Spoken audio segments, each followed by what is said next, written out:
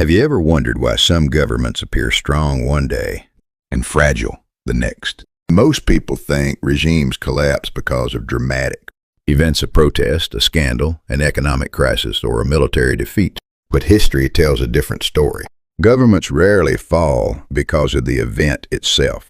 They fall because of what happens inside the minds of the people surrounding power after the event occurs. The real story of political collapse is not written in the streets. It is written in private conversations, silent calculations, hidden fears, and shifting loyalties. Today I want to explore one of the most fascinating questions in political psychology. How does a powerful regime begin to unravel in just a few months? To understand this, imagine the political systems built by leaders such as Nicolás Maduro or Vladimir Putin. At first glance, such systems look solid, but beneath the surface, power is held together by something surprisingly fragile. Human belief, not ideology, not weapons, not institutions. Belief. The belief that the leader will survive. The belief that loyalty will be rewarded. The belief that staying inside the system is safer than leaving it. The moment that belief begins to weaken, the countdown starts.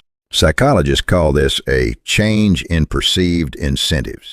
People do not suddenly become brave. They simply begin asking different questions. Instead of asking, how can I serve the system? They begin asking, what happens if the system fails? That single question changes everything. The first signs usually appear within weeks. An external shock occurs. Perhaps sanctions are announced. Perhaps damaging information leaks. Perhaps rumors emerge that foreign governments are contacting influential insiders. At this stage, almost nothing is visible to the public. But inside the elite circle, everyone is watching everyone else. Who looks nervous? Who changes behavior? Who starts making unusual phone calls? Who suddenly becomes very loud? This is where the first psychological reaction emerges. Overcompensation. The most frightened people often become the most vocal supporters. Military officials issue stronger declarations of loyalty. Politicians make increasingly dramatic speeches. State media amplifies the leader's message with unusual intensity. Why? Because anxiety talks. Confidence does not. When people genuinely believe a system is secure, they rarely need to announce their loyalty every day. The louder the declarations become, the more uncertainty may exist beneath the surface. Then comes the second phase, silence. Some officials suddenly disappear from public view. Interviews are canceled. Meetings are postponed. Public appearances decline. Information stops flowing. This is the moment when the elite begins to split into two camps. One group doubles down on loyalty. The other begins waiting, watching, and calculating. And that division is often the true beginning of political fracture. A few months later, a deeper psychological transition takes place. Loyalty transforms into risk management. This is the point where private conversations begin. Intermediaries appear. Back-channel communications emerge. People quietly explore alternatives, not because they have become opponents, but because survival is becoming more important than allegiance. Political scientists often focus on institutions. Psychologists focus on individuals. And individuals are driven by one fundamental instinct: self-preservation. As uncertainty grows, trust inside the system starts to disappear. Officials suspect one another. Purges increase. Personnel changes become frequent. Policies suddenly shift direction.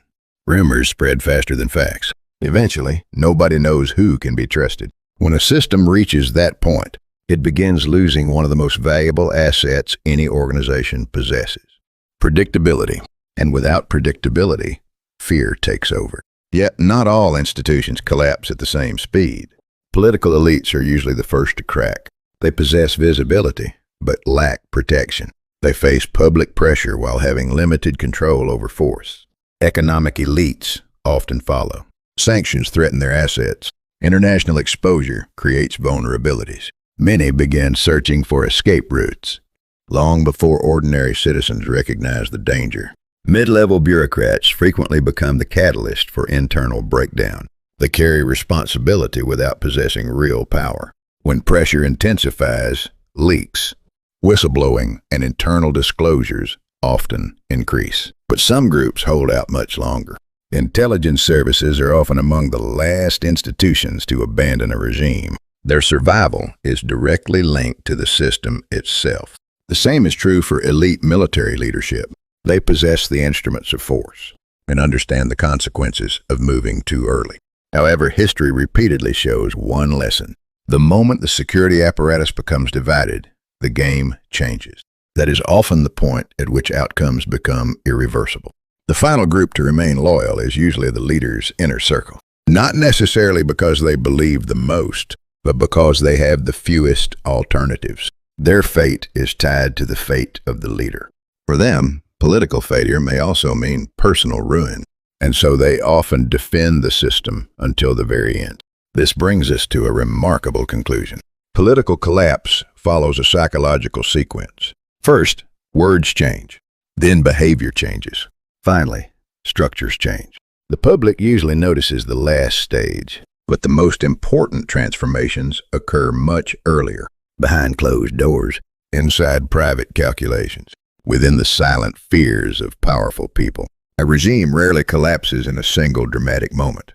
Instead, it slowly loses the confidence of those who sustain it. And once enough insiders begin planning for a future beyond the system, the architecture of power starts dissolving from within. As an ancient wisdom text known as the Book of the Dead teaches, collapse is rarely a sudden death. It is often a series of changes that people fail to recognize until it is too late. Perhaps that is the deepest lesson of political psychology. Power does not simply disappear. It gradually abandons itself. If you enjoy exploring the hidden psychology behind leadership, power, and historical change, be sure to subscribe, share this video, and join us for the next discussion.